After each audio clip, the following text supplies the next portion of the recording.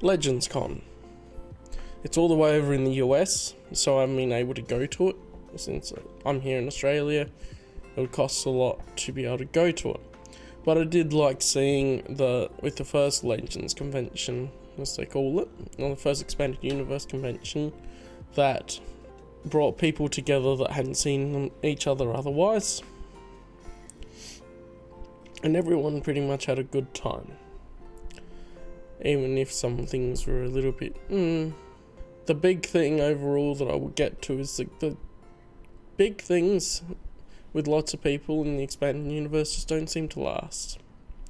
I get annoyed by that a little bit. Because it's the absolute state of the fandom. Anyway, I'll start from the original article and then following on from what people have said. There's one video to react to, then some of the points that I may want to make through it. I haven't written down the points because a lot of it will be mentioned in the articles and videos and stuff, so I should be able to talk about them as I go. So, overall, the importance of this is whatever, because it's in Star Wars Expanded Universe convention, which Star Wars Expanded Universe is already niche, but then a convention for the amount of people that would go is even more niche. Let's get to it. So starting off with this Swotorissa article, which seems to be the one in contention from the other side, but before I brought this up on stream, I've made sure to get sources from both sides of the argument now, even though it seems like the other side hasn't been as willing to publicly mention stuff about it, which I'm like, that kind of thing is probably good to make public, because this is a fairly big thing for those interested in Legends Con. Or, what's brought this on as well, is that they have changed their name to Legends Expo with this group. Because basically Legends Con has split into two groups, and there's basically two Legends Cons now, but one now called Legends Expo, which is legendsexpo.com. I don't think I've actually looked at that. I have a little bit. So that's this one. Legends Expo. Anyway, points to be made. Let's go. So, I would assume this is Swotorissa writing it, because it's on her site, and it says, I volunteered. Anyway. I volunteered for an amazing event last year called Legends Con. It was so fun. It was a Star Wars fan-run convention focused on Legends. There was a lot of SWTOR and KOTOR fans there. I can't wait to volunteer for the next one, and I hope we'll see the Old Republic team there this time. Oh, she's changed the title of this as well. Unfortunately, one member went rogue and decided to make his own event, but is claiming credit for the one we organised and hosted. Buckle up, drama ahead. I'm really excited for the next Legends Con we host as a volunteer team. The team, special guests and con attendees were so cool to meet, and I had a blast volunteering at both the front desk and website tech planning. We do not have a date for the next Legends Con for a really important reason. Our main volunteering guest coordinator at Martian Mara was involved in a near-fatal head-on car accident, leaving her severely injured.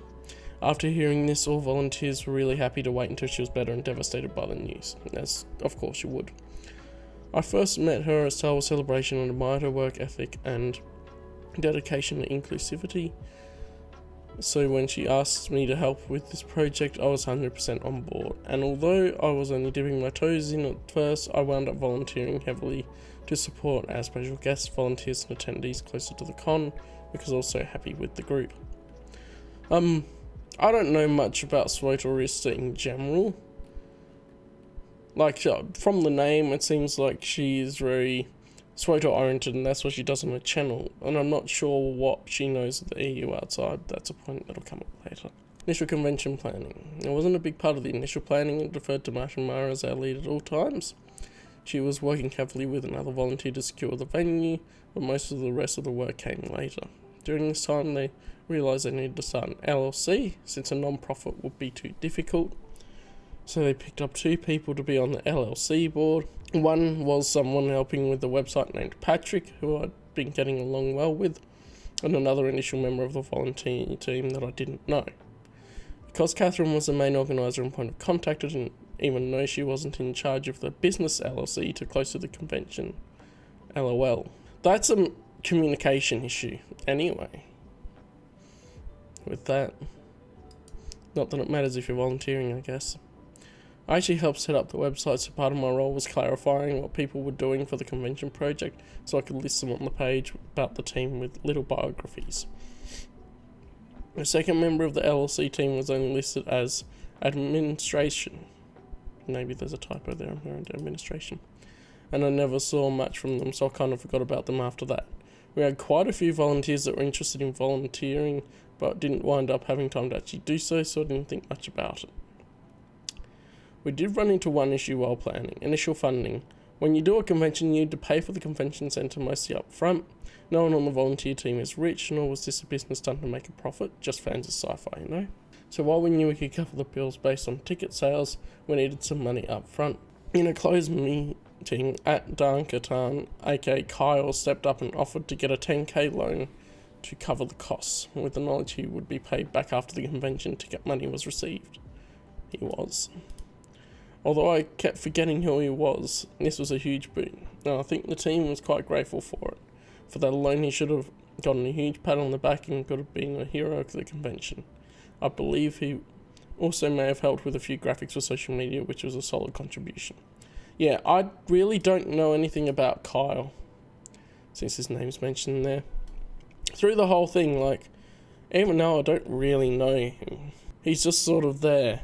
But as far as what I've seen, he has helped edit Supernatural Encounters, which came out on Joe Bongiorno's site, and the printed ones they did self-publishing, which brings its own sort of contention to it with how much that they've changed it and adapted it to add 700 pages at least more than what the original in-process Supernatural Encounters was.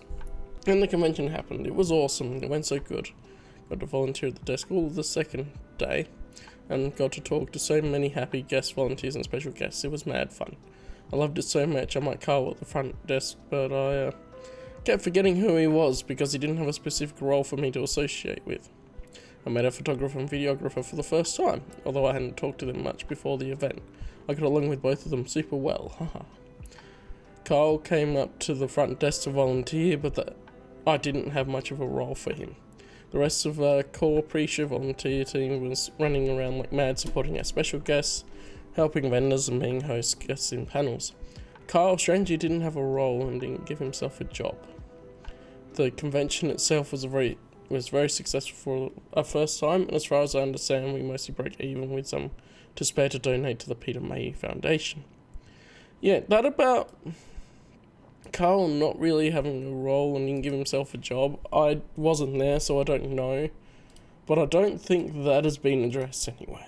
Because as far as I know, he, at this point, was 50% owner of the Legends Consortium LLC. And Patrick was the other 50%. The convention itself was very successful for a first time. And that we were excited about the event, ready to take a break before planning the next event. Which Mara said she'll be shooting for 2025 so she can catch her breath, which 2025 does seem to have ended up being what's happening with their version. And anyway, this is starting to get into the after stuff. Just don't be rude to volunteers, Carl Rawlings. When things started to get dubious was when Carl started to get more involved and act more like a member of the board. After the event, we were all still very excited and discussed and wrap up and stuff like that. Post-event, we held an online team meeting. Such excitement. We discussed stuff we did well and stuff that we could have done better. Sorry about the flimsy badges. Lesson learned by me. And one of those was that all our main volunteers were often tied up in panels. Rather than discuss the idea of staggering more or do better planning to make sure we always have a core volunteer on hand for any issues, Kyle jumped straight to saying all volunteers cannot also be on panels, completely ignoring the fact that these are not paid volunteers and that being able to host guests on panels is something that brought a lot of joy to the volunteers, many of whom spent hundreds of dollars of their own money towards a project and to be there, not to mention their time investment before the convention. I told him and the rest of the attendees of the meeting that no, you all are volunteers and we are thankful for what you are doing, and no, you will not be treated that way. This could be a thing of Kyle trying to take charge more, because I don't think this is addressing other stuff either, as I'm reading through. So like he was the boss and what he says goes is the impression I get with that. To me it doesn't make sense that they can't be on panels, like for some of the time, but you can swap people and alternate with people, and that'd be a good way to do it. I think it's fair as long as to be able to better plan or stagger more to give people the opportunity to be on panels. Not just straight up, all volunteers can't be on panels. No, come on. And there may be more to this that I don't know, but that's how it's come across here. I had to outright ask Mashimara who the hell this dude was via private message during the meeting, because my immediate thought was, this is a bad person, I don't want him on the team, and they haven't done anything to be making so many demands of others. Yeah.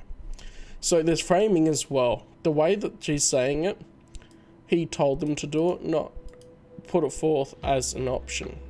So she let me know he was the one who helped cover the 10k loan, and I was like, oh, and decided to let it go. Because even if he was a horrible leader, he did a solid and continued to support our volunteer team and not pick a fight with someone who, as I saw it, was putting their heart and wallet into the project, even if they aren't good at interacting with other people. I got another private message from another volunteer at the meeting that said, thanks for saying what we're all thinking.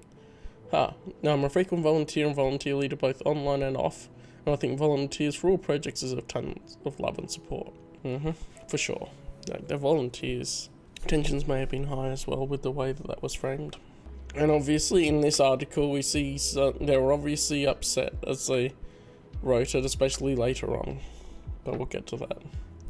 At the wrap-up meeting, someone also mentioned we should have an interest form for volunteers and potential vendors for next year. Great idea. Started putting it into motion, testing out technical options, and when I found something I posted it up for review.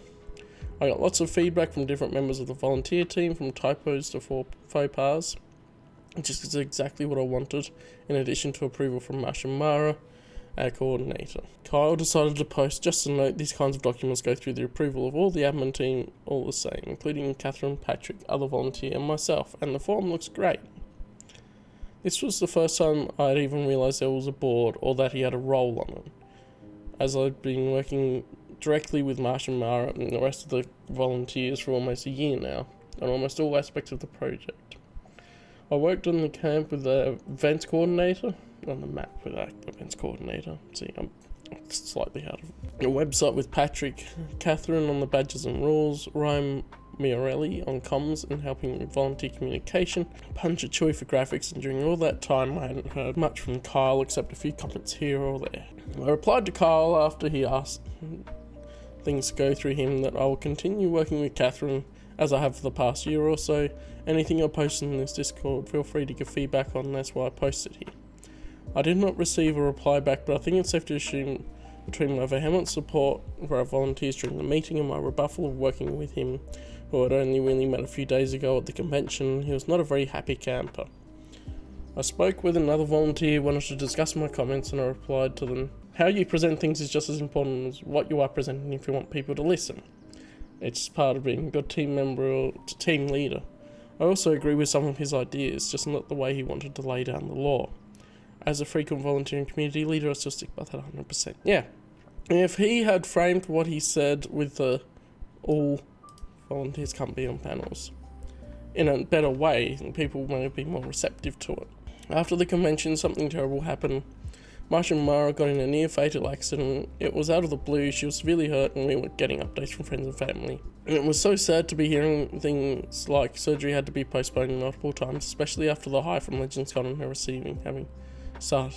recently having started a new amazing job. Alright, here's the part where it starts to get more he said, she said, as I see it. 5 days later, Kyle on his own decided to post that our services as volunteers would no longer be required. You can see he's fully aware that our main volunteer coordinator, Catherine, was literally in hospital with every limb broken when he decided to send it. So, there's a rebuttal to this date. You know what, I'll bring it up now. So this is something Kyle, I had to dig back, I posted on the Discord for, what's it called again? The Firstborn Council, yeah. It's the Discord connected with Joe Bongiorno's website, StarWarsTimeline.net. To bring that up here, he said it was, I have to think about an American dating.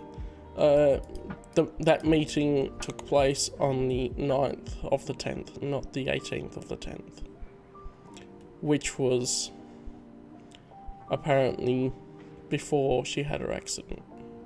Just wanted to point that out there before we continue on.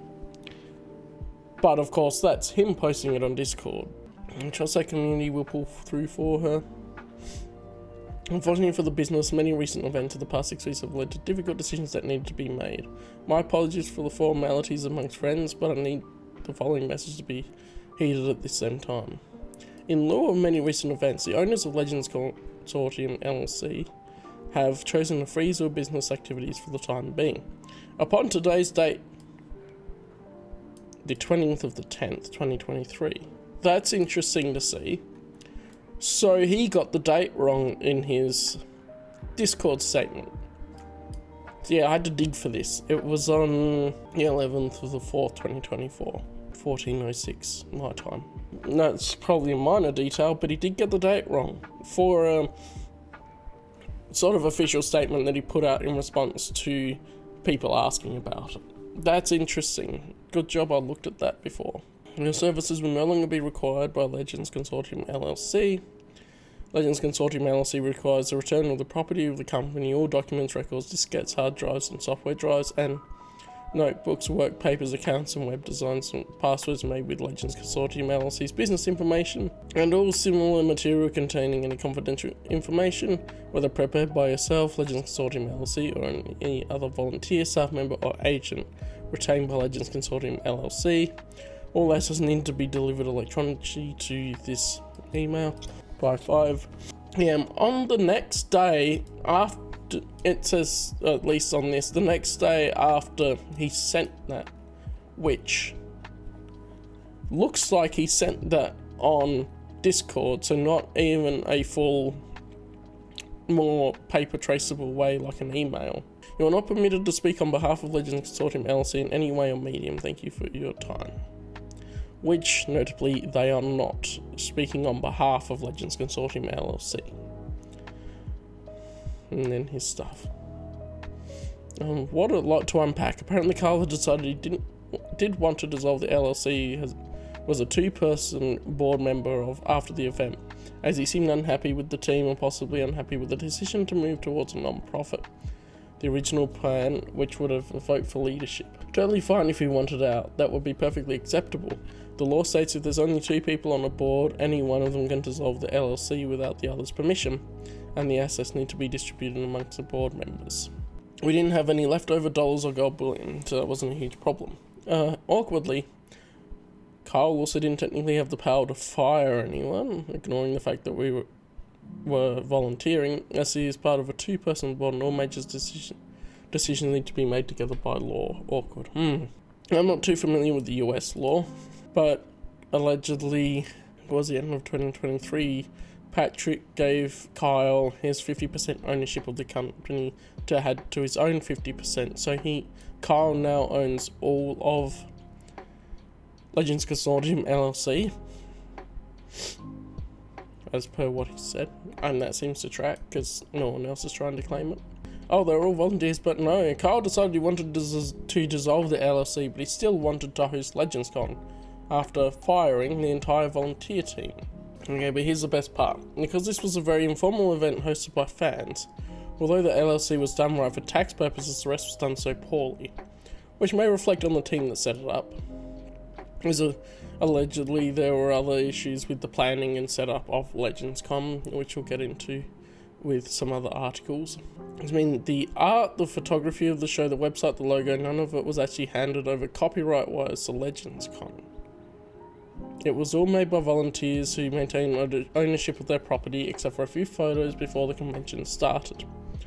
So he posted that message, and of course all the actual volunteers immediately put together their own chat, and although this is a huge and stressful pain, I kept getting to post delicious things like, "There's nothing to coup.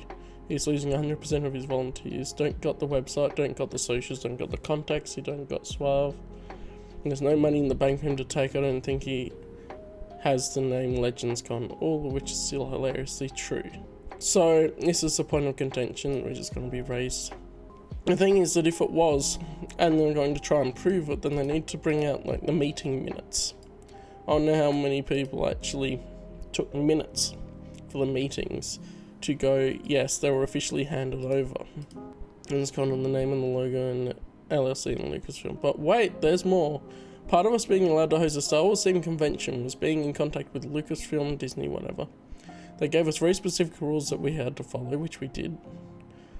Kyle is clearly not aware of these rules and does not have a contact within Lucasfilm that I know of, not to mention a relationship like our lead coordinator has. Kyle decided to try and host his own LegendsCon, but not only does he not own that name, it was recorded and timestamped as being created by one of the other volunteers and once again not officially given to the Legends Consortium LLC. And that's what they're claiming here. He also made a new logo that is non-compliant with Disney.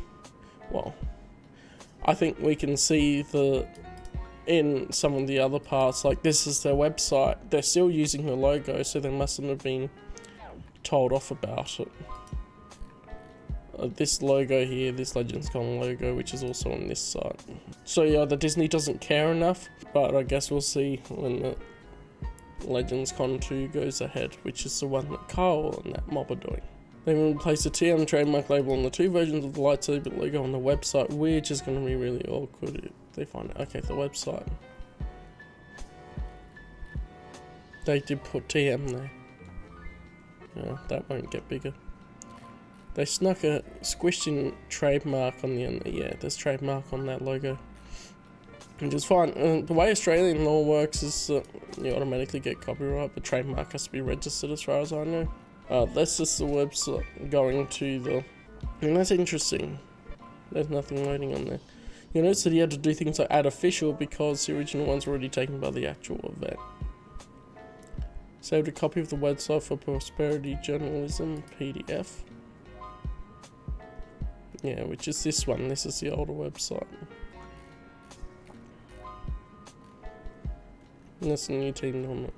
So they're sharing the ones that are there from before.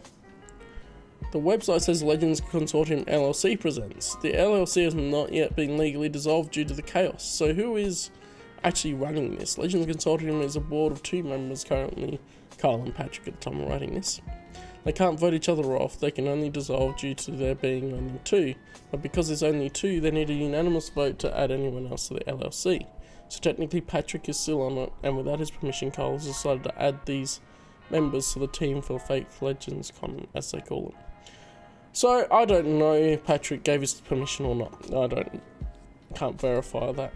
But the new people, I don't know the majority of them. I've seen Marcel Ryan, he's done some decent stuff on YouTube, and Joe Bongiorno obviously has done the StarWarsTimeline.net and Supernatural Encounters as the biggest sort of fan things he's done towards the expanded universe. No, I don't really know the others, and I've only heard things about Kyle rather than actually talk to him myself.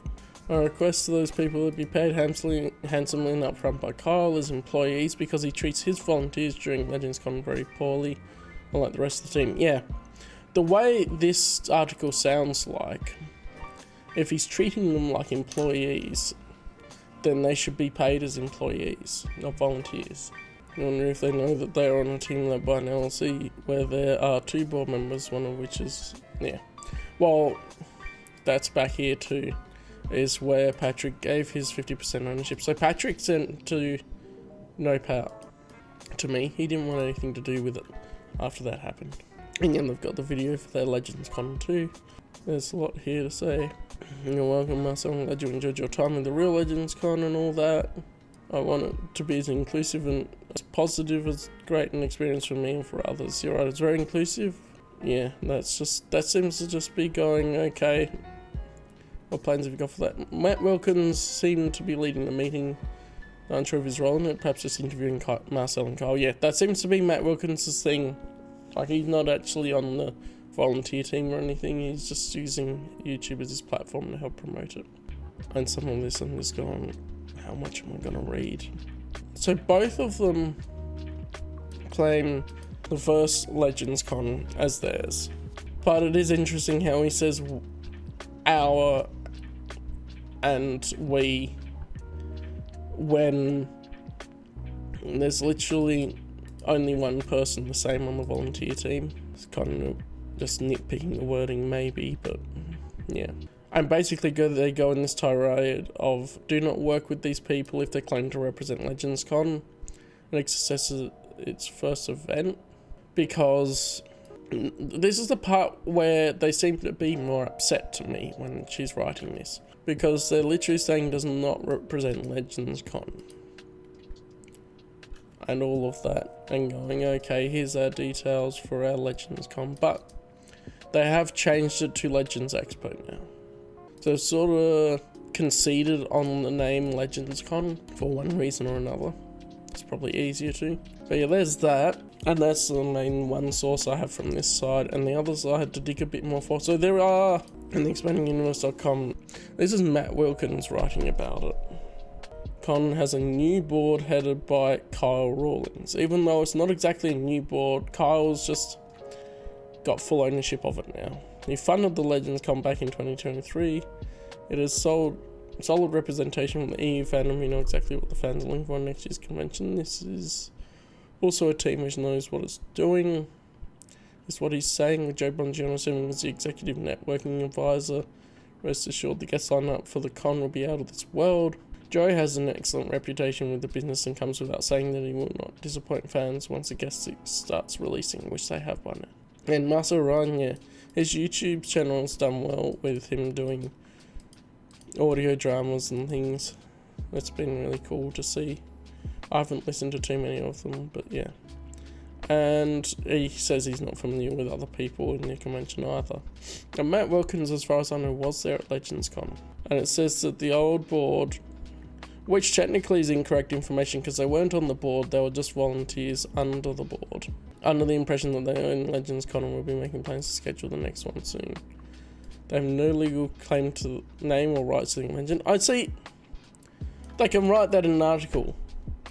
These guys can write it in an article and say it, but there's not actual legal documentation to prove in meeting minutes or whatever whether they actually own the name or not. And then this is his reasons for why he thinks that now the Legends Expo won't do so well. So apparently they're completely out of touch with the target audience, which apparently is because they couldn't get the guests that as many people were asking about.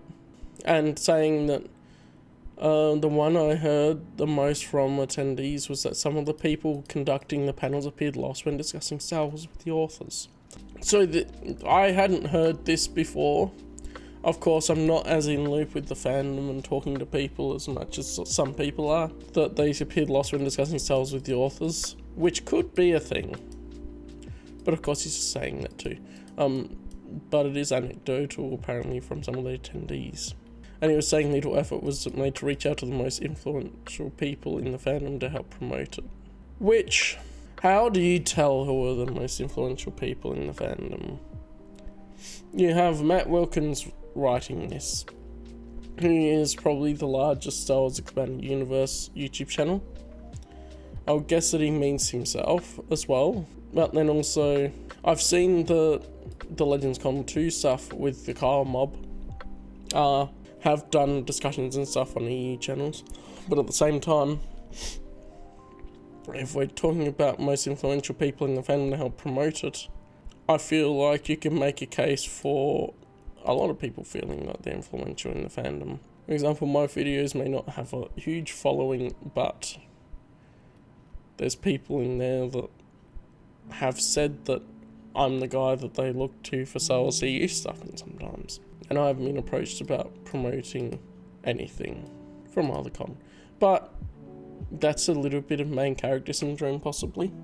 Because you can apply it to me, you can apply it to anyone. And he says their organisation skills are a mess. So, the guests were not being mentioned until only a few months out from the date. I don't know how important it is for cons to know the guests. Like, it's an expanded universe convention. Of course, you would want to know guests, and some people do go to conventions for guests. And I was thinking that EU fans would want to go to an EU con because it's representing the EU as well, and that sort of thing. Like, there are a bunch of people that would go just because it's an expanded universe focused con, or Legends Con, which the name does have some different connotations. A location without a major airport, which led to expensive costs and inconvenient travel mobility. And I don't know what went into the planning of the venue. That's possible, but also it could have been a cheaper venue to hold it on.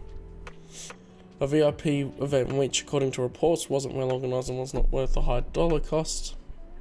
Fan events and panels that had zero interest among the fandom. Now, who did they have on the first Legends Con? See, when you search Legends Con, that comes up as the first one, but then also theirs comes up, and then what happened to Legends Con is on the first page. So that's an interesting search result thing. Anyway, they're saying that vendors, guess. I think I should be able to see here, yeah. So, Randy Stradley, Matthew Stover, Corinna Becko, Sean Short, Barbara Hamley, Abel G. Pena, Craig Miller, Jason Fry, Michael Stackpole. What does she do again? Oh, I can bring it up. Meet artist. Okay. I don't know the artists as well. Henry Gilroy, Michael Cogg, Joe Bongiorno, and Mike Hansen. What has he done? He's assembled the contents of the Star Wars Epic collections and several Star Wars omnibuses published by Marvel. In addition to writing Star Wars Handbook 2, Crimson Empire, he was also assistant editor on a bunch of comics. Okay, cool. See, for people that know the background, but most of these I would have been keen to see. The only ones I go is like Shay and Mike. Maybe not Mike Hansen. The rest, I would be all for. Craig Miller, what does he do again? Hang on. So he was director of fan relations for Lucasfilm. He created and oversaw the official Star Wars fan club, as well as having edited and written virtually all of the past 2 years of Bantha tracks. There we go. See, all of these, you're saying that zero interest among the fandom when you literally have Matthew Stover, Randy Stradley, Barbara Hamley, Abel G. Pena, Sean Short, Jason Fry, Henry Gilroy, Michael Cogg, and Michael Stackpole there.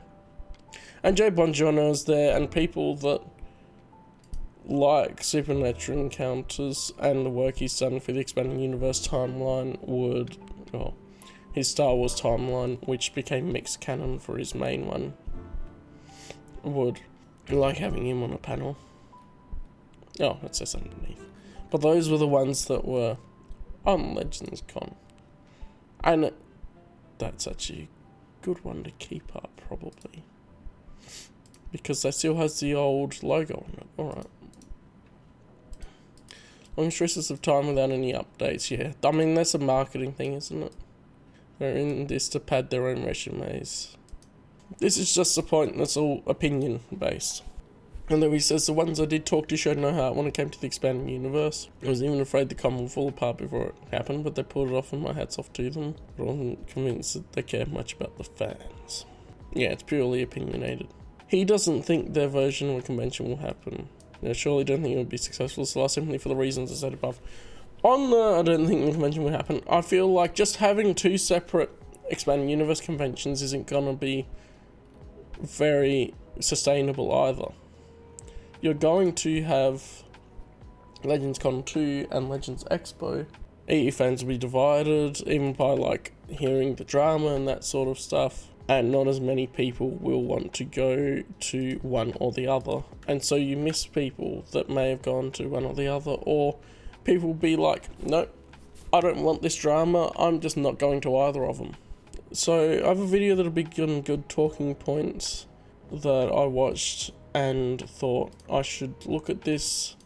But this is Arthur Lowry. He says, Legends Expo, the reality Star Wars. So I'll pause it when there's a point that I feel like he crosses the line, or there's something you want to talk about with it. promise you that I would prefer to be giving you silly videos about do-locks and stuff like that, but I did want to take a moment to make a video addressing some points that are unclear about Legends Expo and the narrative that may or may not be forming. Just set the record straight on just a couple of things. So he has his own YouTube channel where he has 137 subscribers, but he's the only one that I've seen actually talk about it, like specifically in a video. Forgive me if this is not really fast-paced as I gather my thoughts as I go. I'm not scripted or rehearsed. So let's see how this goes. I would start out by pointing out, if you're here, you're probably one of my 100 plus subscribers. And so you know that I am new to the fandom, and that I came to the fandom through Disney content that I love, but that I found myself into the EU material, and that I do like the EU material more. But that because of my interest in both continuities, I found that finding a home online in the fandom was hard. So he does this whole anecdote at the start to sort of understand where he's coming from. That's how I see it. But I did find a home here in the YouTube space. Elsewhere, there can be some off-putting stuff out there. People with really restrictive views about what you can be a fan of, and I like, all of it. And here... See... The fandom's already divided. There's people that have their own niche of only liking the Bantam era novels. There's people that go, I don't agree with Supernatural Encounters being called official canon, and so they don't want to get on board with the people that think that it is, which that's a point that I will bring up, I think, later. In the EU YouTube fandom, they're totally chill with the fact that I like Disney material. About half of my friends don't consume the Disney material, so we don't talk about it, but they don't care. But this is my home. And with that in mind, being here on YouTube, associated Discord channels, I got hyped up and went to the first Legends Con to celebrate the EU. Legends Con in 2023 in California. My girlfriend Joanna and I went. Joanna, not being a EU fan, but she's awesome, was happy to go because I wanted to go. And now she's met a bunch of people I know, and they're all friends. They know her. It's really awesome that they know her. I digress. Legends Con 1, great success in terms of fan experience. How big it was, how financially successful it was, to the extent that was the goal, or for charity, I'm unsure, but I had a great time. Great authors, met great authors. There was the small group of us that were there, super excited for Supernatural Encounters and to meet Joe and the editors. Yeah, so there's this particular niche inside of the Expanding Universe fandom that is all for Supernatural Encounters and that sort of thing. And I think Joe actually gave people some of their books that they'd ordered there at Legends Con, or donated to and got it as a perk, because that's how he did it.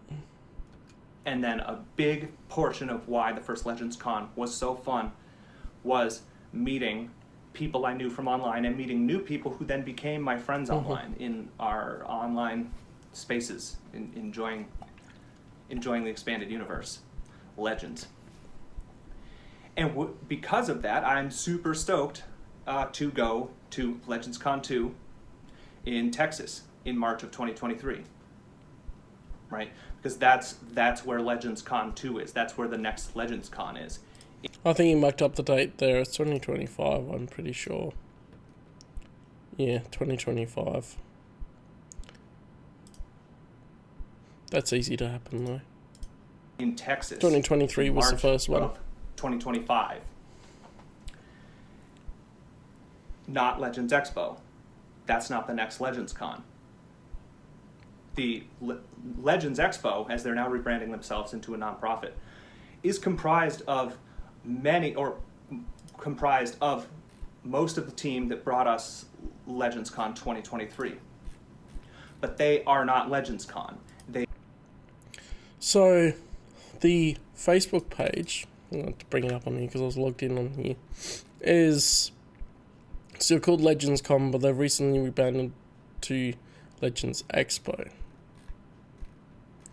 which is interesting. I will look at this again later, but this is what they've done, is that they've rebranded to Legends Expo, and this was on the 11th of July, so that's pretty recent to when I'm streaming this. It's the 15th today. So videos and stuff have gone up pretty quickly. They don't own Legends Con copyrights. They don't own the business. That is the original owner of the first Legends Con who carries ownership and it forward into Legends Con 2. So hang on. But they are not Legends Con. They don't own Legends Con copyrights. They don't own the business. That's exactly the same as them saying that Kyle doesn't. It's all hearsay.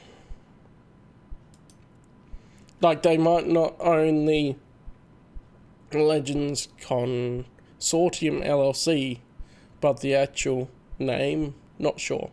But they've rebranded to Legends Expo probably to separate away from... How I see it is, like, if I was doing that, I wouldn't want to be in the drama anyway. Business that is the original owner of the first Legends Con who carries ownership and it forward into Legends Con 2, Kyle Rawlings, who was co-owner at the time. Now the sole owner. Kyle, who I met on site and who was one of the only people who gave me the time of day. A couple other people did. But to give due credit to Catherine, who I saw on site, executive director of First Legends Con and executive director of Legends Expo. I did want to take a moment to share something nice that she did. As a minor thing, but it's nice.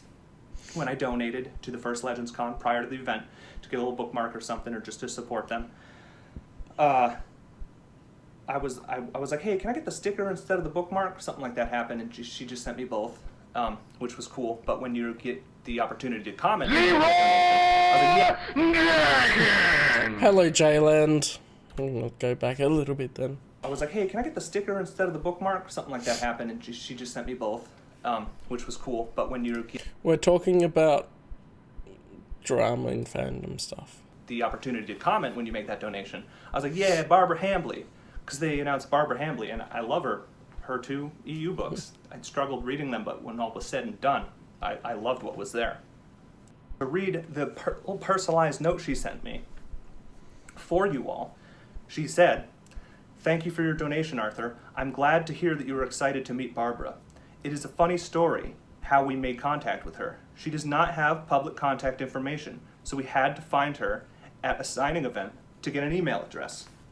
I'm glad our efforts are appreciated. I included both the sticker and the bookmark for you. Thanks, Catherine." So, the idea that they went to little effort to promote it, and they had guessed that fans had zero interest in from the Matt Wilkins article, doesn't seem true, because he's especially interested in Barbara Hambly. And she was there, and they put in the effort to go and get her contact details so she could be invited to the con. And I got a generic thank you. Must be from her.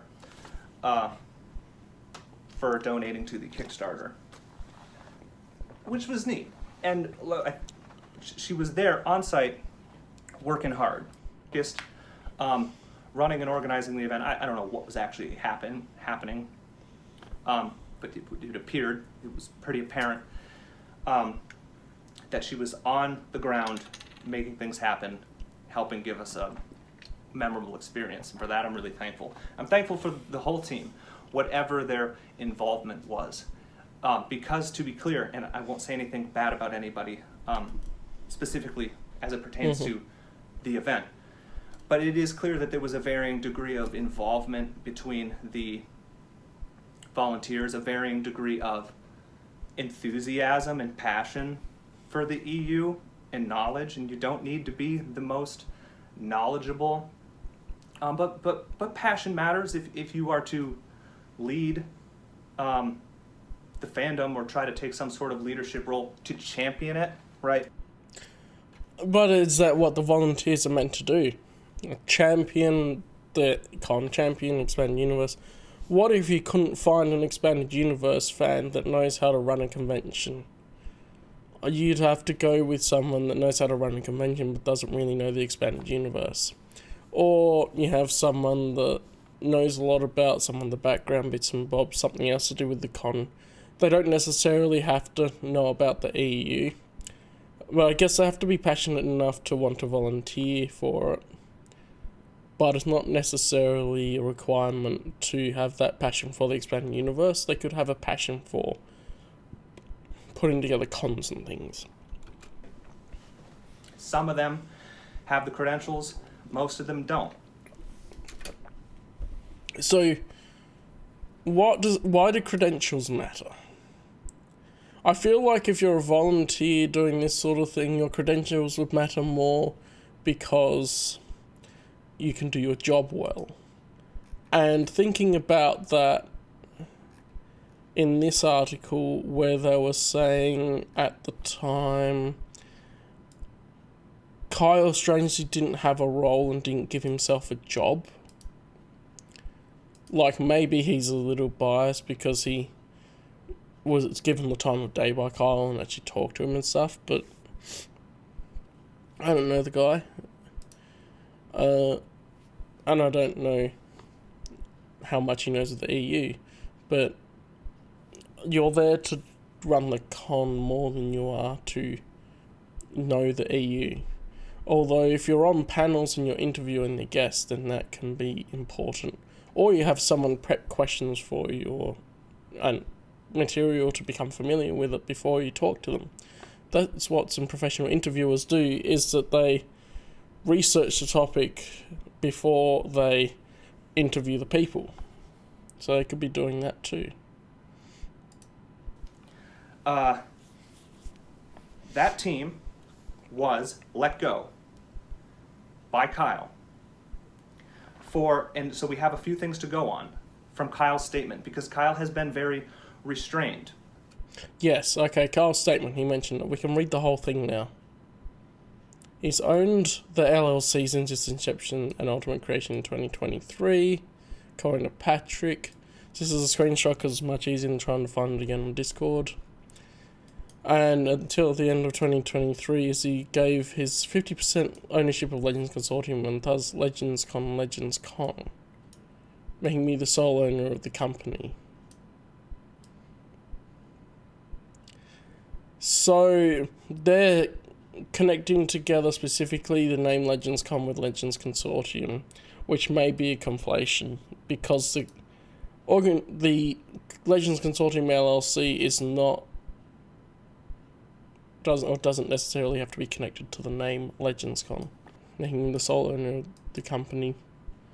And whatever the EIN number is hasn't changed since the company formed, and one should be skeptical that the venue selected for Legends Con 2 would accept falsified information should you have heard a rumour otherwise. Yeah, I haven't heard anything about that.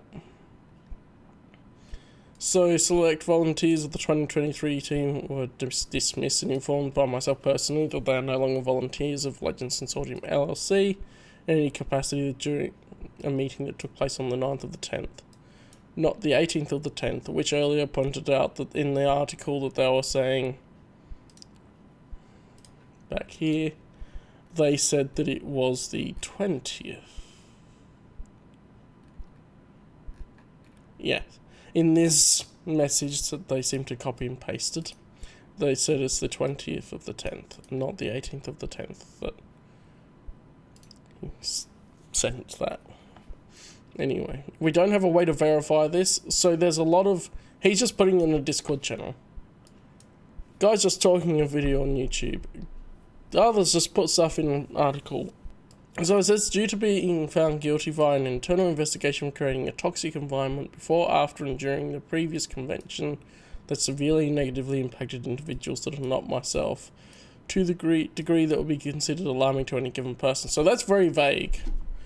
And when you say toxic environment, there could be a lot of different things that you mean by it. People could say you're toxic because you don't agree with me. People could say you're toxic because they have done some horrible things. But if it was that horrible, if they knew about that before, then why didn't they do something sooner? Via an internal I would be interested in seeing when that internal investigation took place. Because it says for creating a toxic environment before, after, and during the previous convention. So I would imagine that the investigation was done afterwards, if they didn't do anything about it sooner. But he doesn't say when.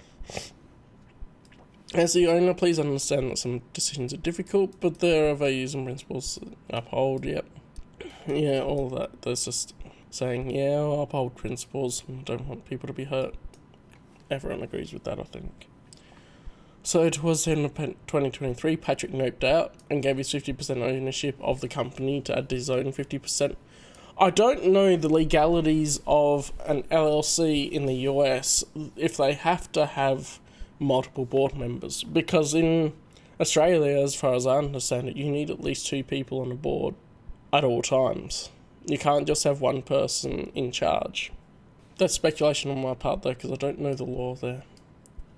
And it was apparent that Legends Consortium LLC had already developed into a team of amazing people, true professionals in their respective fields. So Joe Bongiorno, Raymond O'Brien, Randall Barnes, Christopher Young, and Steve Barden. So towards the end of 2023 seems to be after he let go of the other volunteer team and then found others, and then saying they developed into a team of amazing people. He's worked with Joe Bongiorno before as an editor on Supernatural Encounters, and Patrick was the other editor as far as I know. Legends Consortium was not as organised as it is today to prepare for Legends Con 2. I feel like that would be true for however well the first one was ran, because each time you'll learn from the previous con and you'll do the next one better. Not all social media accounts are run by me or Legends Consortium's previous co-owner, but rather now disgruntled former volunteers were dismissed from Legends Consortium on the 9th. Hence why some of our previous inactive pages and web assets are privately, illegally as I understand it. Oops, I clicked that again. And covertly acting in the name of Legends Consortium LLC to gain business. No, I don't think they are from the look of it. They're not using the Legends Consortium name, they're using the Legends Con name, which is different. All former volunteers have been told that they are not to speak for Legends Consortium LLC, as they no longer represent the company, nor Legends Con in any capacity. The content on our former pages remains the property of the company, which he says, but then they say in the article that they weren't officially given over to him. And this is the website he was meeting, right? Which is legendscon.com. The main thing they've done is use it to go LegendsCon to Legends Expo to promote their new naming on it, because they still run the website. But the rest still looks like it's just about the original LegendsCon. It's not about anything that happened. They don't even have... Now, I don't know if they would have removed it if it's there, but they don't even have Kyle on the team. Which may be where they were saying in this article it didn't seem to have a role for her to associate with. Whereas on this one... So they've got a whole new team anyway. He says owner and CEO of Legends Consortium LLC, which could be he just funds it and does nothing else. For all I know, right? And this guy doesn't even have his real name and picture on there. Anyway. And that's the team for the new one, which has expanded a bit more since the article as well. But yeah, that could be... Owner and CEO could be doing jackal for all I know. Whereas these have clearly defined roles they are given anyway. Something that I've felt like is like there's such a big outcry, especially with this, sort of like when you ask people in response to this article, and yet There's nothing 100% solid, like showing any meeting minutes or anything. Anyway. And graceful in terms of his response to how they have been taking their firing. They're being dismissed from their volunteer positions. Mm-hmm. No longer being affiliated with Legends Consortium. Like that internal investigation. We don't need all the details, but he's just saying it in a Discord message. I don't know if that's true or not. And him taking the brand elsewhere and hiring a new board with better qualifications. And we already have excellent authors, dream authors announced. Well, hang on. The new board. So, to my understanding, the team that is under Legends Consortium LLC is not the board. The board are the members that are like, not the co-owners, but people that will lead and make decisions for the company. And you need at least 2 people on the board in Australia. If there's a new board, he actually hasn't said anything in here about a new board. Just that he has different volunteers now on a different team. And he's gone through and said, yeah, don't associate with the others. So they're both sort of doing the same thing, but this is less official because it's just a random Discord message. Anyway. For Legends Con 2 in Texas. That old team, according to Kyle in his brief statement, was dismissed for toxicity in the workplace, not towards him, but towards others. And I do wonder what the detailed story is there. Because there is a story that could be told, because Kyle would not have said it otherwise. Yeah, I think that's the thing that gets me, is like, he can say that, but what's the actual result? If we saw something of the results of the investigation, that would mean more to me. Because otherwise he's just saying toxic environment. And we don't actually know that there was an investigation without pulling out proof that there was. I'm just putting it out there. It's a whole lot of he said, she said. We can't verify it, but I feel like at least a article that's put out here feels more official than a random Discord message that is buried in a server that doesn't even have a public link. I think that's what would sway people towards this Wotarisa article as well, as it coming up on the Google search a few results down. I'm not part of Legends Con. I do consider some of the people some level of friends, but I'm not in their confidences regarding these details. Mm-hmm. But there is a story to be told about the toxicity of the former team.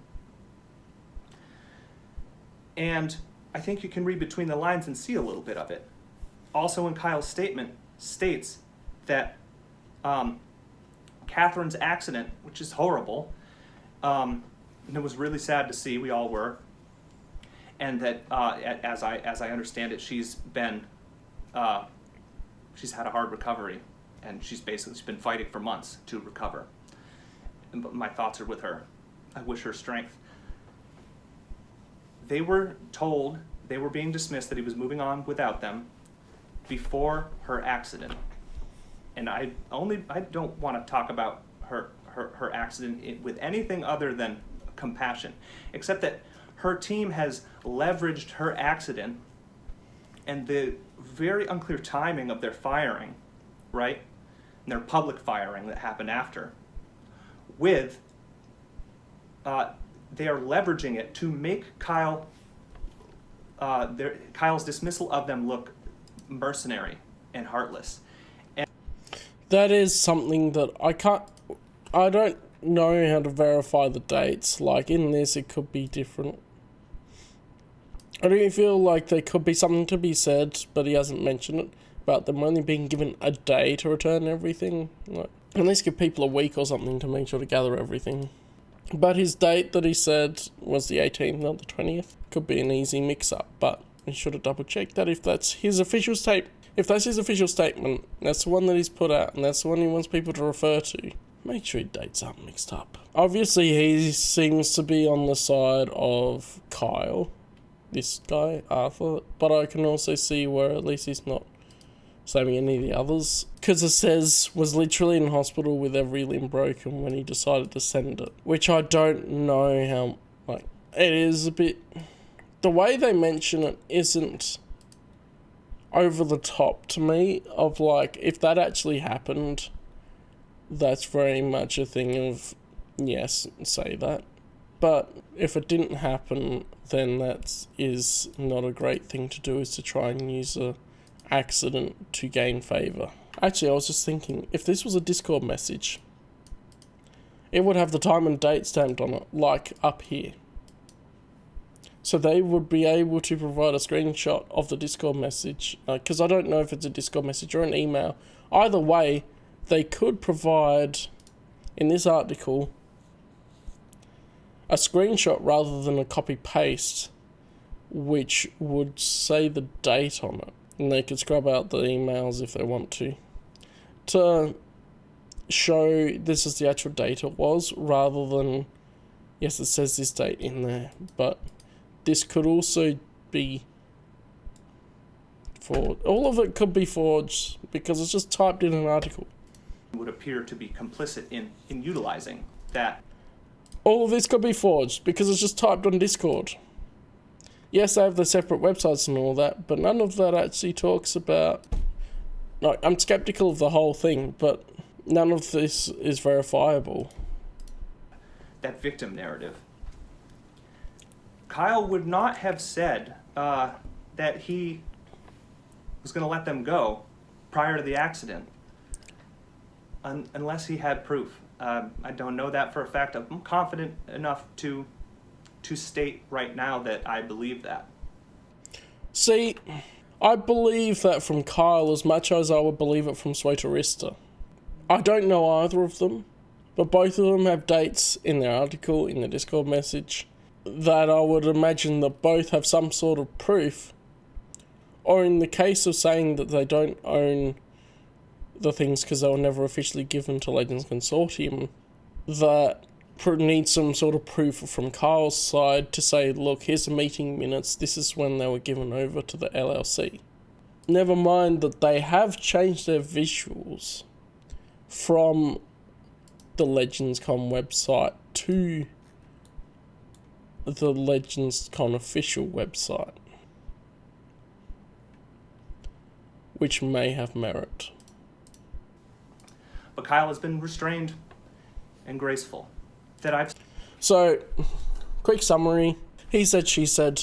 There was if you heard about LegendsCon, there's an Expanding Universe convention that was in 2023. That afterwards drama happened and they've split into two. And now I'm just looking at both sides and trying to see what kind of middle ground on talking about it and seeing if there's any merit to it.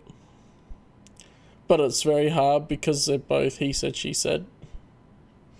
Yeah, really. Seeing because he hasn't responded to things. He doesn't talk. See, that's part of the problem. That I believe that. But Kyle has been restrained and graceful that I've seen because he hasn't responded to things. Ignore it and it'll go away, right? I feel like if you're going to say something like there was an internal investigation for creating a toxic environment, you need to provide some sort of proof of that. It doesn't have to be the full document for the internal investigation, but if you're going to claim that, you can redact parts of it, but you need to actually show that there's stuff rather than a random Discord message. And that's the sort of same thing, although there's a lot more in this article that is something that Kyle should prove in a response to it. Like, especially with the dates, there would be, if there was a capacity during a meeting, so the volunteers were fired or dismissed on the 9th, then there should be meeting minutes saying that, alright, this was decided at the meeting at this time, and then we're going to go forward with that. And the email or whatever was sent the same day. He doesn't talk to me about these things. Every once in a while on Discord, I talk to we chat about something really basic in public, in the public forum there, not in DM, I mean. And there are a couple other things to take from Kyle's statement. The timing of their firing is before Catherine's accident. They were universally dismissed for toxicity. They were all, perhaps not all toxic, but because of the allegiance to one another, it sounds like they all had to go. I would also put in my own bit of analysis that I do not have proof for, that I believe that Kyle took the temperature of the room and gauged how fit they were to represent the fandom based off of their attitudes towards the EU, based off of their passion, not necessarily knowledge. You don't need to be an expert to be a fan, but with that comes passion, right? So these things matter if you want to champion. Yeah, it's just so small. But yeah, toxicity could mean anything to anyone. It could mean, oh, they didn't agree with me, they're toxic. Or it could mean that they were actually detrimental and did something horrible. Which, if it was true, then I feel like they would have done an internal investigation earlier, because he said it was before in his thing. He's saying that it was a toxic environment before, after, and during. He should have done something before about it and postponed the first Legends Con if that was true. Yeah, someone farted during the company meeting. It could mean anything. That's why you need the results of the internal investigation to be able to know what you actually mean by that. And gauged how fit they were to represent the fandom based off of their attitudes towards the EU. If this was something, then if you just didn't want to work with them, then just say that. If you just don't want to work with them, say that. Even if you say, oh, look, our personalities didn't mesh, I didn't think they were good to represent the expanded universe in the way of being passionate for it and really getting what fans want, sort of thing. But it seems more personal than that. And he says that severely and negatively impacted individuals that are not myself. To agree that considered alarming to any given person, but that's a very buzzword statement. Based off of their passion, not necessarily knowledge. You don't need to be an expert to be a fan, but with that comes passion, right? So these things matter if you want to champion. Yeah, if you have passion for something, then you'll want to know more about it. So if you have passion for the expanded universe, you'll read more and start to know more and that sort of thing. But as I was saying earlier, that's not necessarily a requirement if you're on a volunteer team, as long as you're invested in doing the job that your role is. Our community, a hurt community, whose continuity was canceled. A community who, at least the people I care about and I interact with, don't reject, I like Disney stuff, don't reject Disney stuff because they don't like progressive things. They reject Disney stuff because it's not in their continuity and a part of their story, right? So mark my words that we're going to see, this is my own prediction that I don't have insight into, you mark my words, Legends Expo will blur the lines between Disney canon and Legends. So this is something I noticed with the first Legends Con from stuff that I saw videos and that, is that they did have new canon books that some of the vendors brought to Legends Con. And I thought that that was just maybe a mix-up in communication, because the vendors would have been invited there and they would go, oh, Star Wars books. Because, of course, the language and terminology, unless you don't really know, it gets very muddied. And any algorithm doesn't differentiate between new canon and expanded universe. And so some people in the fandom and stuff even call the new canon extra books and things expanded universe as well. And so that makes it very tricky for booksellers and stuff to know what sorts of stories, like what sorts of books that they should bring to it. But he makes an interesting point, and I wonder if it will be true. Because I've noticed even like Twin Suns Foundation, as part of their donations, has had 1 or 2 new canon books in their donations. Probably because they get given it, but it's a thing that does get mixed up. And if you're going to an Expanded Universe convention, you don't want that. That's a thing I would expect to change in the next one. Either Legends Con 2 or Legends Expo. And I hope they both work, but muddying it, you already have a convention for both. I mean, he said he likes Disney stuff. You already have a convention for both. It's called Star Wars Celebration. Which is fine, but it's called Legends Expo. And so who are you to champion Legends if you're not giving them that space? That's the false advertising. So it feels very American to me. It's like, oh, you have to be championing something. And I guess if you're a representative on a team going and doing this, then you would have to have some sort of care for what people want. You would have to have some sort of idea of what people would want in the con. So you need someone that understands it well enough to be able to explain it. But does it really have to be this, oh, champion?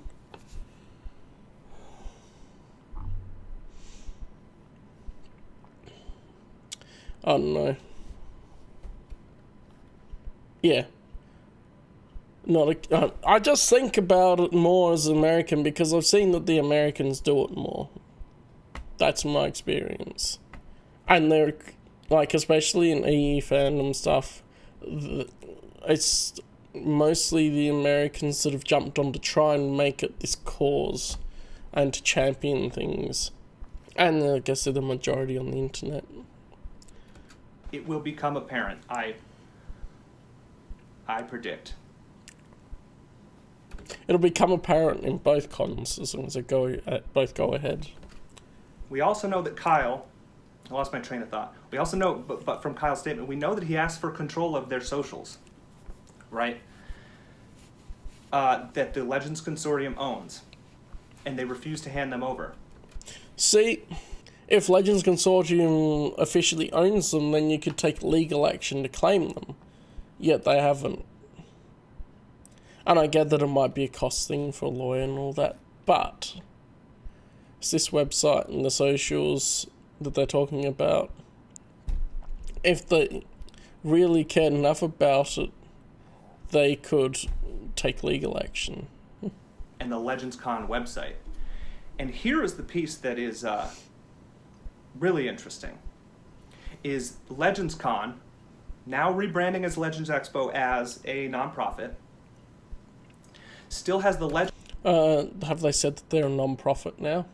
Near Los Angeles next con. So this is the announcement, basically. They don't say that they're a non-profit now. Legends They Con could be. website active. Kyle's website that he was forced to make, as they did not give him control, is Legends Con Official, where you will find information to go see the awesome authors and hang out with like-minded fans. Don't even have to be like-minded, people who like the EU, right? In Texas, Legends Con Official is the Legends Consortium website. When you go to the Legends Con website that they still control from the 2023 convention, right at the top is a redirect to Legends Expo. And it's live right now as of posting this video. And so what is your plan, old team? Are you planning to leave up that website up to and through both conventions? Probably, because it still has all the information from the first con. If they give that back to Kyle, I don't know if that would change, like they wouldn't have all the information from the first con on there, which would... Like, you don't know what someone will do with it. But also, does he have the legal right to ask for it back? Because they claim that they were never given over to Legends Consortium as a company, so people are owned by the individuals. Things are owned by the individuals.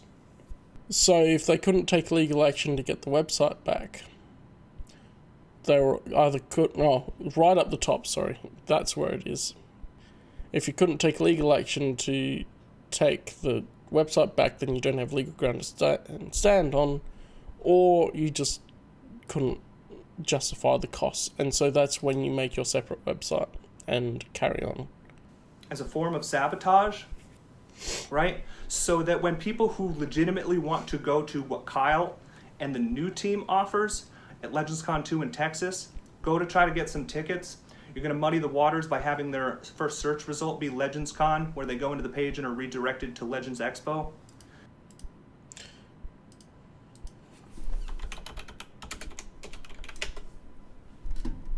Well, the first result's there, but then this is LegendsCon official, which I feel like the tagline on there does trail off, whereas it does look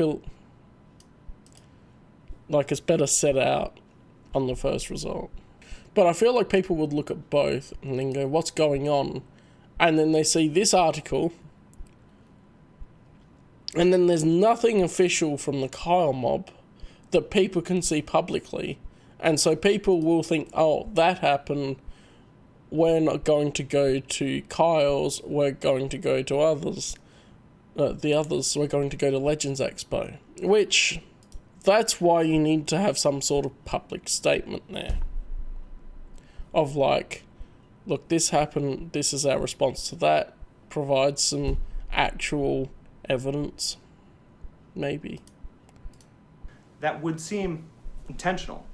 You already have taken and refused to relinquish all the contact information from the socials and other work that was done for LegendsCon 1. That LegendsCon name, where you're redirecting people to your new Legends Expo, is Kyle's trademark. This is what I was keen on doing. Okay, so this is the LegendsCon logo on Kyle's site. This is LegendsCon how it was presented on the Legends Expo page, and for the guests here, that was the old logo which they've stopped using now. So, trademark. I am familiar enough with trademark to know that that includes the font and the visuals connected to the logo. That would be a separate trademark on this logo than it would be on this one. Unless I'm misunderstanding how trademark works over in the US as well. Because there's clearly different font and look and everything compared to the new logo that he's put up that he could have put in a trademark for.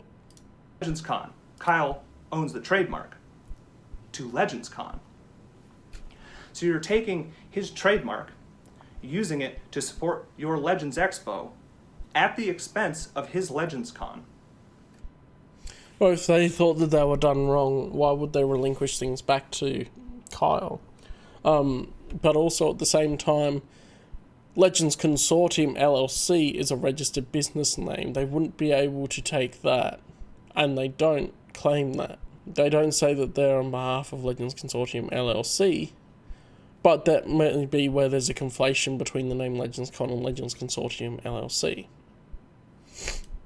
Whoever is responsible for that, is that you, Sorterista? That's, I would question whether or not that's a wise thing to do. I would question the legality of your actions. I would not be at ease based off of Kyle's inaction and his gracefulness. I don't know what he'll do, but it would seem that you have escalated things.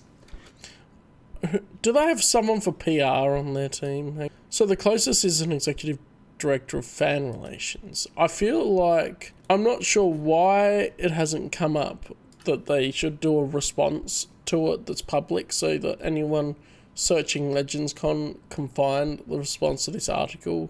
Anyway. It would seem that he is in a position, if he wanted to do something legally. I don't know.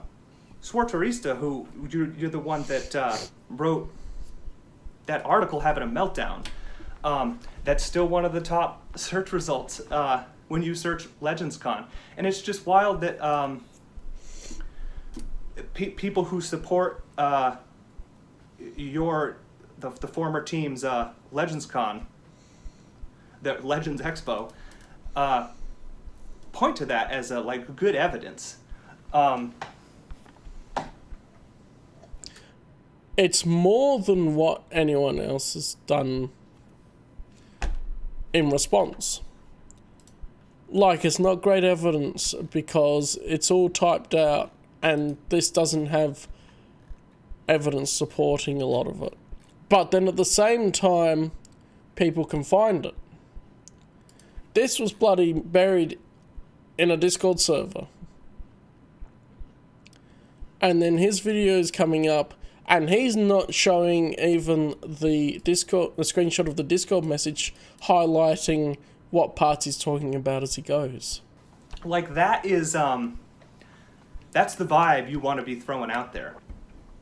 That article is an embarrassment. It's full of lies and slander, and is coming from Swartarista, someone who clearly was not involved enough with the con to even be remotely in the know as to how it was executed. And that, one of the main points in that article, that she could not know who Kyle was, is an extreme failure on the part of Catherine, as Kyle was the one, one of the people on the hook financially for the success of the event, doing thankless behind-the-scenes nitty-gritty work. See, that's the thing, is that someone can fund it, you don't even know who it is. And they're not... And like, she could have not known who he was because he didn't have an active part in the team other than funding it. And this is all allegedly she didn't know who he was. I had no clue who he was either. Whereas I had heard of some of the others around the time of the con. To get the mechanics of it right, to make it happen, while other people got to be front-facing, right, and easily collect the credit. Though yes, other people on the original Legends Con team in 2023, you're responsible in large part for its success, and you do justly have claim to say and advertise yourself as having worked on and helping bring about a successful event in Legends Con 2023, but you are not Legends Con. You're Legends Expo. You're muddy. So it seems like that they've conceded on stuff and wanted to separate more from Kyle's mob anyway, and done their own thing. The waters intentionally. Yeah, if I didn't think that there was like 2 other people that might go to it here. That Swartarista article, am I even saying that right? Stage names are so ridiculous. You rarely even find me refer to my friends by their stage names. That Swartarista article, it's just full of so much immature salt and triumphant cackling, like she had owned the new team, laughing at thinking they didn't clear their new logo properly. I got merch with that new logo on. That didn't really pan out properly, did it? I mean, people can self-print stuff on t-shirts whenever. But the new logo is different to the old logo. As stated, the old logo was Legends Consortium here, or the one up above. It's not the new logo here. Although they were saying about how, it's not going to be approved by Disney. Well, if Disney have noticed. Like, they also mention about not having a contact with Lucasfilm, which isn't addressed by Kyle at all in this statement. I think it is indicative of how the old team acts their age, which is young. I suspect, behind the scenes since their dismissal, they've been conducting themselves in a way that is appropriate for their age. I'm confident that there is a narrative there. I haven't heard any specifics. People are professional enough not to tell me any specifics. I haven't asked. I know they won't tell me. There's a narrative there as to how the old team has been conducting themselves. They are almost certainly not authentically presenting themselves to the public. And I wonder who their real selves are. I wonder what might tip things. And I could say the same thing about Kyle and whoever else is talking. Because, yeah, he seems pretty genuine. He's a small YouTuber or whatever. But how do I know anyone's genuine on the internet? Things over the edge into having that narrative told to the public as to who you all are. Because it's clear who you are. That's the thing, though. It's not clear. Yes, they clearly wrote parts of this, especially later on, where they were more... Like, it comes across for sure, especially here, that they were upset about what happened. But if most of the claims are true, then I would be angry too. Like, it's just a group of EU fans that some of them had the skill sets to be able to volunteer for Legends Con. Right? Or, like I was saying, some of them might have the skill set to be able to help with Legends Con, but not really be as invested in the expanded universe. And that's fine too. As an aside, rage bait YouTubers, not on a big level, small level, you guys with the 1,000+ subscribers, please do not use my talking points or my video specifically or me in your ridiculous culture war. I don't like. I've seen plenty of drama things where a statement like this never works, because they'll use you however they want anyway. You, I want nothing to do with that. That's not why I take issue with what Legends Expo is doing. Legends Expo and the former team that were dismissed is laying undue stake to inherit leadership of our community, and they don't properly represent it. They do. There's this whole thing where someone has to be in charge of the community. Kyle's not in charge of the community. Joe Bongiorno's not in charge of the community. No one's in charge of the community. So Turista certainly isn't in charge of the community either. Or Catherine or whoever else is in this team that I forget the name of now. Why do people have to try and assign people to be the leaders of the community and whatever? It's all connected to this whole thing of causes and trying to go, oh, you have to take the right side. When they're people doing the groundwork, they're not. If you're talking about leaders in the fandom, yeah. So it's bad enough, all of the culture war stuff inside the Star Wars fandom, let alone outside of it. To an extent, my friends that want to go to their event in California, I wish them the best. I hope they put on a good event for them. I hope you have a fun time. But you are sabotaging Legends Con 2 out of spite to prop up your own event. Just relax. You have your own thing. You have your resumes built from working on the 2023 event. Don't muddy the waters and commit crimes, possibly. If they're actually committing a crime, then they would be charged with it at some point. I hope that they will stop muddying the waters. I want to have a good time at Legends Con 2 in Texas in March 2025. You come have a good time. I'll be there if I'm abrasive or you don't like me. That's fine. There'll be plenty of other people to hang out with. Thank you. People will hate me. Because the truth will be somewhere in the middle. There's obviously truth to them being fired. There's some stuff that was not addressed, as I've mentioned throughout. We just don't need any more division in the EU fandom. What have I got here? So Joe Bongiorno chopped me a message. Said, our former volunteers were fired to create a toxic space and trying to take over. From the article, I didn't get the impression that they were trying to take over. Apparently they're illegally using the owner's socials and logos. and pretending that they're Legends Con with a new name. Which, if they're trying to say that they're Legends Con with a new name, theoretically they're the majority of the team. So if they actually own the rights to a lot of it, which I'm still not convinced that they don't, then I can see why they still use that and they're redirecting it to Legends Expo.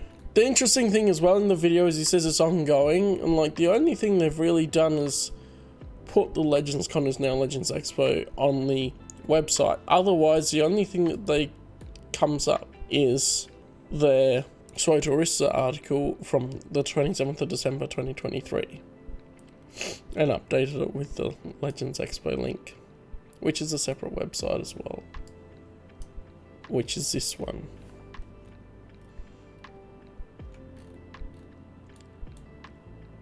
Because really they can put previous events and guests because they were part of the team. Pretending tries to illegitimize them with their efforts as well. Another friend messaged me saying, who was this in the article? One of them became manipulative and tried to get power. Carl had to get hard with him. Eventually had to fire them. So this is secondhand information, not straight from him. And basically, this can't be proven.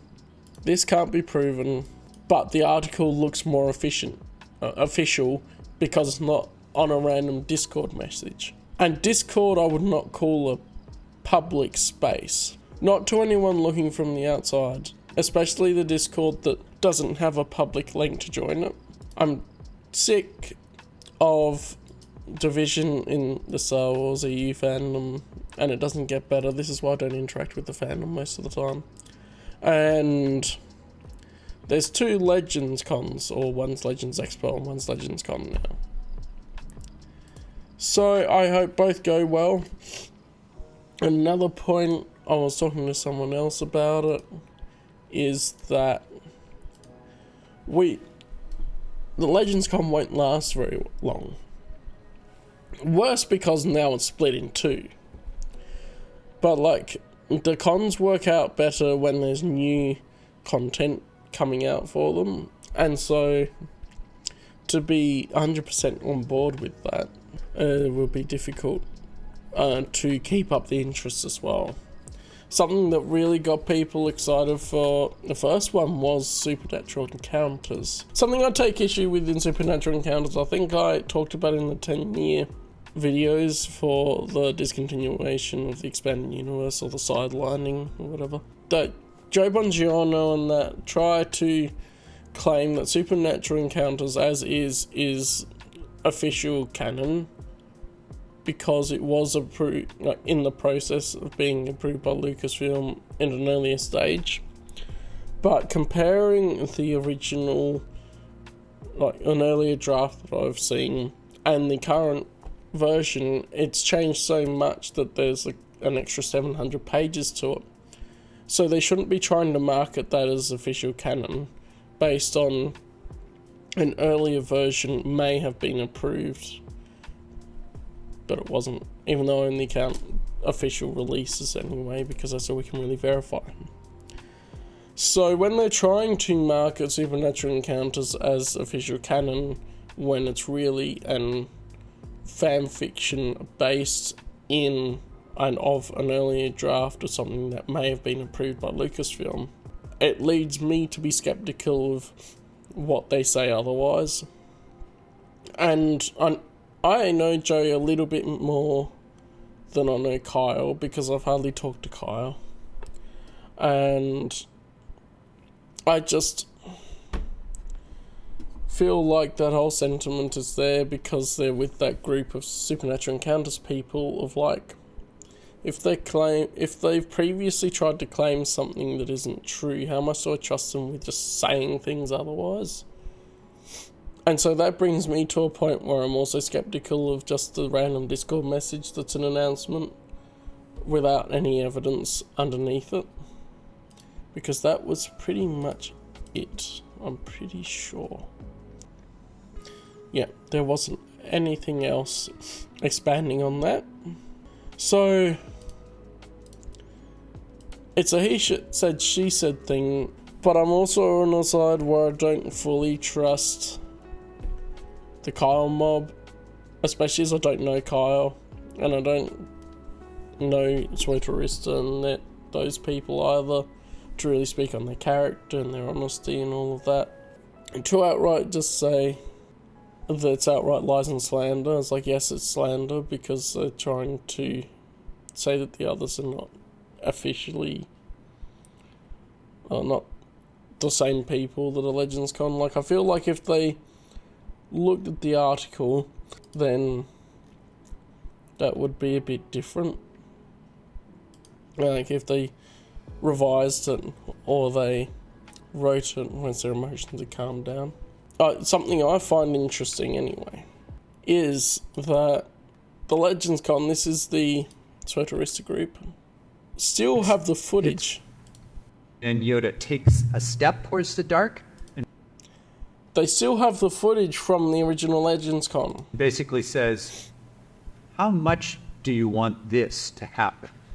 And Dooku goes, oh.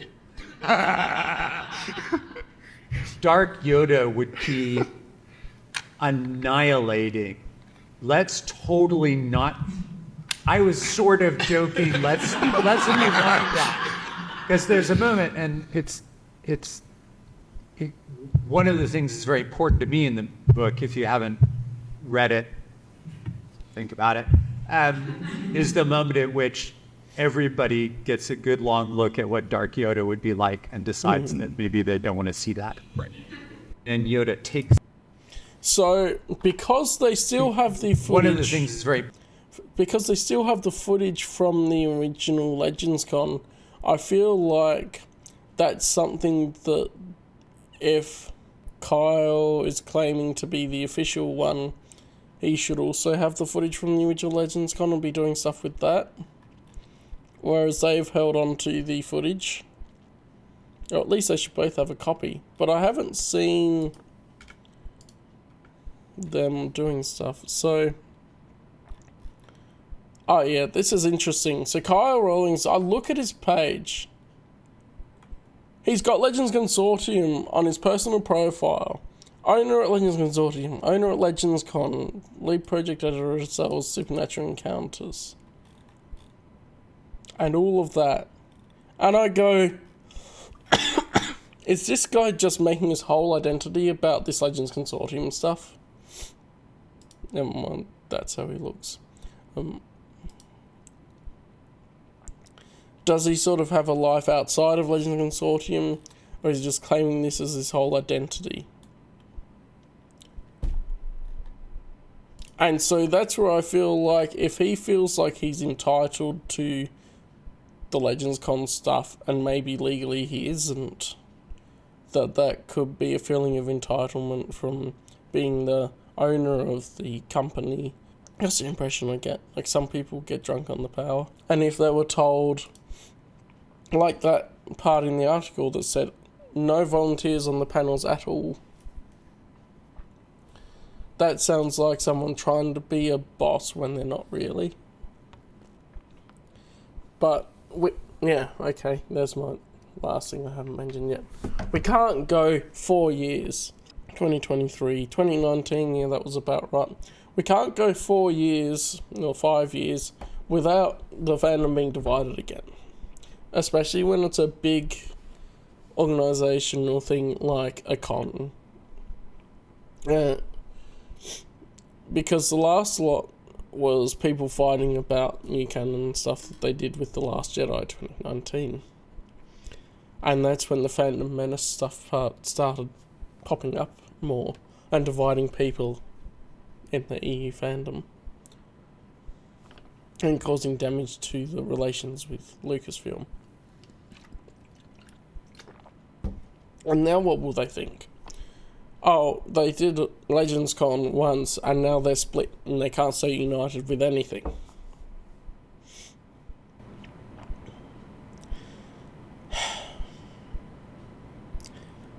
Sucks.